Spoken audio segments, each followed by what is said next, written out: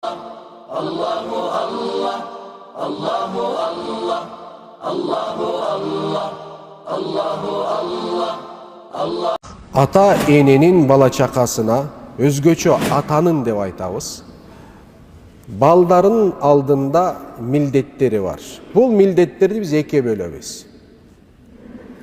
Bala төрөлгөнгө чейин милдеттери бар. Бала төрөлгөндөн кийин милдеттери бар.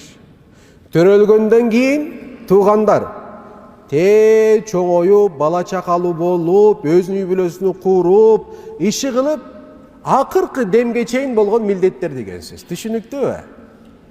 Төрөлгөнгө чейин кайсы милдет дегенде, төрөлгөнгө чейин милдеттердин эң биринчиси ихтиярул умми салихати ат-таййибати затал асли ат-таййиби вал хулуқил кавими.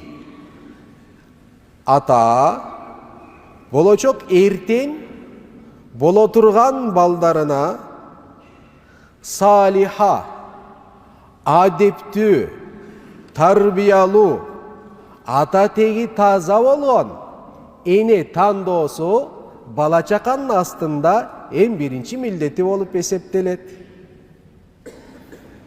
Өтө маанилүү туугандар. Көчөдө кого паймал, таво папал болбойт. Түшүнүктүүбү?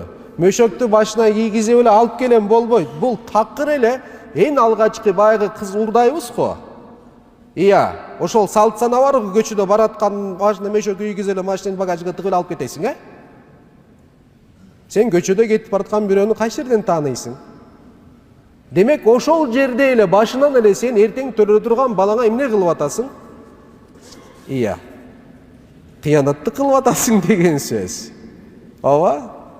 Өтө маанилүү нерсе. Демек, эң биринчи милдет эмне кылат экенбиз? Салиха болгон эне тандайбыз. Салиха деген сөздү тим эле таква деп түшүнүп албагыла. Түшүнүктүүбү? Салиха деген сөздүн мааниси исламдын жүктөгөн 5 түркүгү бар го, 5 шарты. 5 убакыт намаз, калима-и шахадат, орозо, зекет, ажылык сыяктуу бар го ошолорду. Ошолорду аткарып аткан болсо эле салиха болуп эсептелет аялар. Түшүнүктүүбү?